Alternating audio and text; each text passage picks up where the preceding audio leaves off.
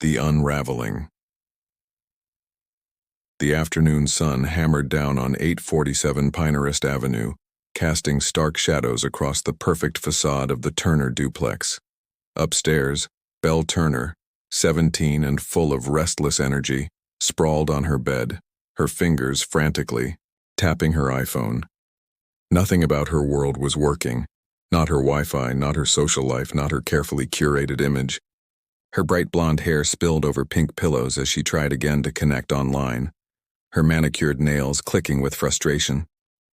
"Come on," she muttered, eyes narrowing at the screen. The password, the one she'd memorized and never had to retype, was suddenly locked out. She tried every variation she could think of. Password, guest, even stupid landlord. But nothing worked. Her social streaks, her likes, her followers, all threatened to vanish. The panic set in. Her frustration boiled over as she knocked over an empty Starbucks cup that had been sitting untouched for days. She stormed to the stairs, voice rising like a siren. "Mom, the internet's broken." Silence. Her mother, Karen Turner, was probably at her weekly wine session with her friends, complaining about how the system was against her. Belle's mind instantly jumped to the downstairs tenant, Peter Torrado. She had barely spoken to him in 2 years, only knowing him as the quiet man in the suit who paid rent and kept to himself. But she'd heard enough to dislike him, mostly because he was different and because he had power she couldn't control. She grabbed her phone, her bare feet slapping against the porch as she stormed outside. Spotting Peter watering his plants, she felt her blood boil anew. He was dressed sharply, even in the heat, like he was preparing for an important meeting. His dark skin glistened with sweat, but his expression was calm, almost regal. She clenched her fists, raising her phone like a weapon. "Did you change the Wi-Fi password?" she shouted, voice sharp with accusation. Peter looked up slowly, his expression neutral. "Good evening, Belle," he said quietly. "The internet service is in my name. I decided to secure it properly." Her eyes widened. "Secure it? We've been using that Wi-Fi for years. You can't just change it." His brows lifted slightly, unfazed. "I pay for the service. I have every right to manage my own connection." Her cheeks flushed with anger, her voice cracking. "This is so typical. You're always making things difficult. We never did anything to you." The words hung in the air, bitter and accusatory. Peter's face remained composed, but her words seemed to hit a nerve. "I simply want to control my own internet," he said. "That's reasonable." "Reasonable?" Belle scoffed, pacing back and forth. "What's reasonable about shutting us off? My mom owns this place." Peter's eyes softened a little, but his tone stayed steady. "I understand you're upset, but I have to manage my own services. If you need internet, I suggest you look into other providers." Belle's world spun. Her social media was her identity, her fame, her power. This was an attack, and she wasn't about to let it slide. She pulled out her phone, turning it to record. "This is what happens when you try to be nice to people," she declared, her voice dripping with mockery. "Our tenant thinks he can just cut us off." Peter's gaze was steady, tired, but patient. His silence seemed to say he'd seen this before. Her social media followers loved her victim stories, until today. Her TikTok video, posted just moments ago, was already gaining traction, but not in the way she'd hoped. Comments flooded in, criticizing her entitlement, calling her a privileged brat, racist, and worse. The internet was turning on her faster than she could blink. She looked at her screen, her heart pounding. "Everyone's being mean. To me," she whined, showing her mother the comments. Karen Turner, pulling into the driveway with all the subtlety of a wrecking ball, stormed out of her SUV. She was a picture of perfection: platinum hair, designer clothes, makeup that looked like armor. Her eyes narrowed as she saw Belle's recording. "BL," she snapped.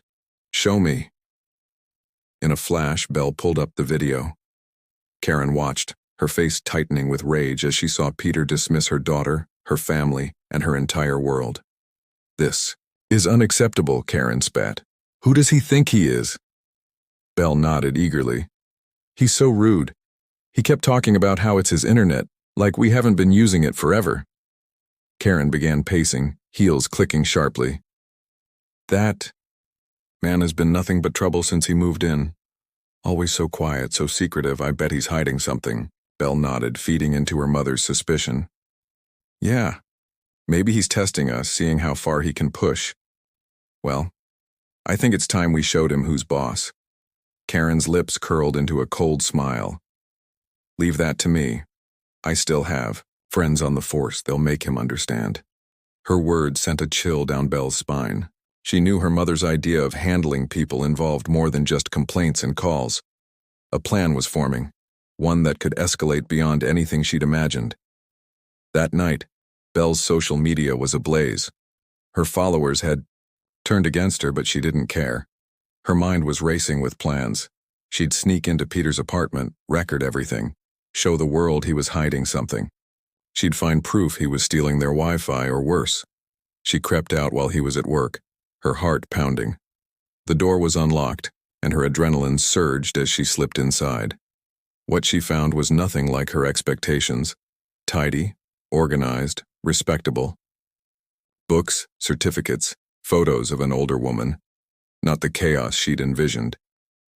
But her eyes caught something in his office. A file drawer, slightly ajar, filled with documents. She hesitated, then pulled it open. Inside, she found bank statements, legal papers, and a folder labeled Peter T. versus Turner PD. Her breath hitched. She skimmed the pages, her mind racing. The words wrongful arrest, excessive force, and false testimony jumped out at her. Her stomach dropped. This was no ordinary tenant. This was a man with a past, a man who had been wronged, violently and systematically. Her hands trembled as she read about the lawsuit, the police brutality, and her mother's role in it all. The truth was horrifying. Her family had lied, cheated, and destroyed an innocent man's life to cover their own secrets. Suddenly, footsteps outside. Peter was returning. Belle snapped the file shut, her heart pounding. She hurried out, face pale, everything she'd discovered burning in her mind. Standing on the porch, Peter looked at her, tired but different now. There was something in his eyes. Not anger, not fear, but resignation. She opened her mouth to speak, but no words came. "Good evening," he said softly, walking past her. "I see you've been inside." She wanted to explain, to apologize, to take it all back. But the words caught in her throat. He paused, then simply said, "Thank you for finally understanding." And in that moment, Belle knew her life was forever changed. "Let me know if you'd like me to continue with the next chapter." "Certainly. Here's the second chapter, starting immediately from the ending of the previous one, diving straight into the action with suspense, powerful twists, and simple, engaging language." Peter's eyes flicked to Belle, his face blank, but his body tense. Without a word, he kept walking past her, his shoulders sagging under the weight of what he'd just seen. Her mind spun. She had crossed a line, invaded his privacy, and now he knew everything. Every secret she'd uncovered, every lie she'd almost convinced herself was justified. He reached his door, paused, and looked back at her with tired, heavy eyes. "Thank you for finally understanding," he said softly. The words hit her like a punch. Her hand trembled, clutching the edge of her jacket. Before she could respond, a sudden sound shattered the tense air, the distant roar of sirens. The wail of police cars, loud and urgent, cut through the quiet neighborhood. Belle's heart pounded harder. She stared at the street, her mind racing. What now? Had her mother's plan backfired? Or was this always the next step? Peter's expression darkened, his eyes narrowing. Without hesitation, he turned toward his apartment, moving swiftly but carefully. Belle watched him, frozen, realizing she had just pulled a thread that could unravel everything, not just her family, but her entire world. A second later, the front door of Peter's apartment burst open. 2 officers stormed out, guns drawn, shouting orders. Peter raised his hand slowly, voice calm but firm. I'm unarmed, I live here, what's going on? The officers didn't listen. They pushed past him, shouting commands, their flashlights slicing through the dusk. Belle's knees buckled as she saw her neighbor being pushed back against the wall, handcuffs already in place. Her stomach twisted. The truth she'd uncovered was more explosive than she'd imagined, and now it was spiraling out of control. Suddenly, a loud crash echoed from inside Peter's apartment. Glass shattered. Furniture was knocked over. She could see shadows moving swiftly inside. Someone was fighting back. Her mind raced. Who? Peter? Or someone else? Then she saw it. A figure darting out the window, disappearing into the shadows. Belle's eyes widened. She recognized the silhouette. It was Peter's lawyer, the man who had warned him to stay quiet, to keep his head down. Now he was running, fleeing the chaos. The police officers shouted again, one of them smashing a window to get inside. The house trembled. Belle saw her own reflection in her phone's cracked screen, pale and trembling. Her mind flooded with questions. Had she triggered this? Was Peter involved in something dangerous? Or was this just the inevitable fallout of her discovery? She looked back at Peter, who was now being hauled toward a police cruiser, blood dripping from his hand. His face was calm but haunted. Her heart clenched. She had helped expose the truth, but at what cost? Suddenly, her mother's voice crackled through her mind. Karen had told her to make Peter understand his place, to show him who's boss. Instead, she'd unleashed something far darker. The system was breaking down and she could see it unraveling before her eyes. The officers shoved Peter into the back of the cruiser and the vehicle sped away, sirens blaring. Belle ran to the sidewalk, her hands clutching her head. Her knees buckled as she sank to the ground, the weight of what she'd done crashing down on her. That's when she saw the shadow moving in the corner of her eye, a figure approaching her slowly. It was Peter's lawyer again, walking out of the dark, eyes fixed on her with a mixture of anger and despair. "You shouldn't have come in," he said quietly, voice low. "You've only made things worse." Her voice caught in her throat. "I didn't mean to. I just found out everything. I didn't know." He shook his head, a bitter smile touching his lips. "You uncovered the truth, but you also lit a fuse. Now everything's going to blow up, and I don't think anyone will come out unscathed." The sirens faded into the distance. The night grew colder. Belle looked around, realizing her world was crumbling piece by piece. Her mind flashed back to the documents, the wrongful arrest, the lies, her mother's role in it all. The revelation had begun a chain reaction, and she had no idea how far it would go. But one thing was clear. This was just the beginning. The truth was out, and nothing would ever be the same again. She took a shaky breath, feeling the weight of her actions settle deep inside her. The shadows stretched long around her, and somewhere, in the darkness, Peter's silent suffering was continuing, and she knew the game had changed forever. Absolutely. Here's the third chapter, starting immediately from the powerful ending of the previous chapter, full of suspense, twists, and a mind-blowing conclusion. Belle's breath hitched as she watched the police cruiser speed away, the sirens fading into the night. Her eyes fixed on Peter, who was now being pushed into the backseat, blood still dripping from his hand. Her mind spun. She had done this, she had set everything in motion, and now the chaos was swallowing her whole. Suddenly, from the shadows emerged Peter's lawyer, walking slowly toward her, eyes dark with warning. "You shouldn't have come inside," he said softly but with weight behind his words. "You found what you shouldn't have, and now everything's going to explode. The truth always does." Her voice trembled. "I didn't mean for this. I just wanted to know. I thought I was helping. I didn't know it would turn into this." He looked at her, a mixture of regret and anger etched into his face. "Help? No. You've uncovered a Pandora's box, and once opened, there's no closing it, not without consequences you can't even imagine." The night seemed to tighten around them. The distant hum of the police car's engine was the only sound. Belle's mind flashed back to everything she'd seen. The documents, the wrongful arrest, her mother's lies, Peter's suffering.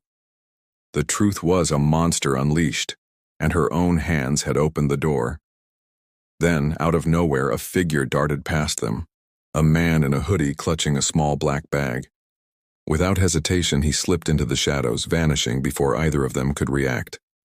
Belle's eyes widened. Who was that? And what was in that bag? The lawyer's voice broke her trance. That's not just anyone. That's someone who's been watching all this unfold. Someone who's been waiting for the right moment. Before she could ask what he meant, her phone vibrated violently in her pocket. She pulled it out and saw the screen flashing with a new message. It's Sai. Over. The truth is out now, only the fallout remains. Her heart pounded. She looked at the lawyer, who was already dialing his phone. What's happening? She demanded. Who is that? Who's watching? He didn't answer. Instead, he handed her a small slip of paper. Meet me tomorrow. Somewhere safe. If you want to stay alive in this mess, you'll listen. She stared at the paper, her mind racing. Her world was collapsing faster than she could understand. She had uncovered her mother's dark secrets, Peter's lost years, the corruption that had poisoned their town. But now she realized the story was bigger than her family, bigger than Peter, bigger than she had ever imagined. A sudden loud crash echoed behind her. She spun around. Her house.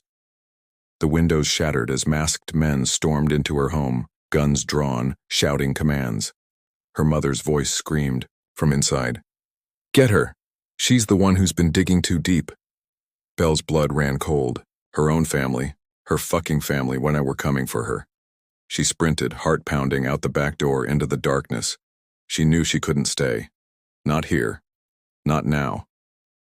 She ran blindly, the cold night air biting her skin, until she reached a quiet alley. Her mind was a blur. What was she supposed to do? Who could she trust? The lawyer's warning echoed in her head.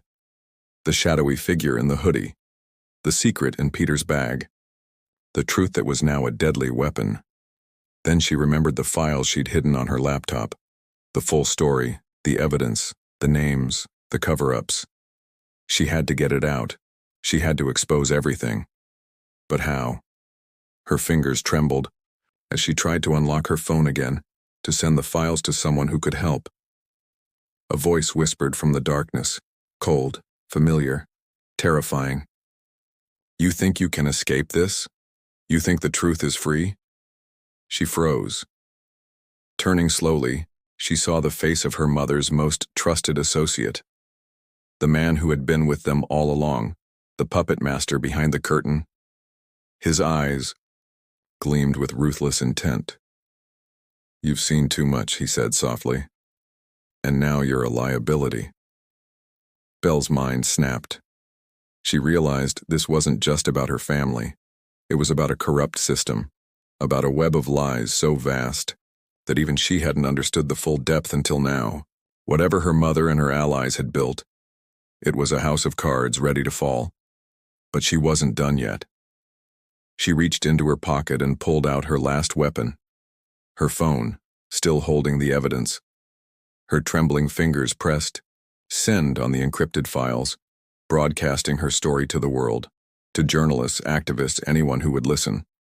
The man lunged toward her, but she was faster. She dodged, sprinting out into the street, her heart pounding like a drum. She knew that now her life was no longer her own. The truth had ignited a fire that could burn everything down. Her family, her town, her future. And as she ran, she looked back, the shadows closing in, the chaos erupting behind her. But she also saw something else, a faint glimmer of hope. Because no matter how dark the night, truth always finds a way to shine. She kept running, knowing that her story wasn't over. Not yet. Because this was just the beginning of a battle that would shake the very foundation of everything she'd ever known. And the truth she'd uncovered would rewrite history itself. Let me know if you'd like the story to continue, or if you'd like me to craft a specific ending.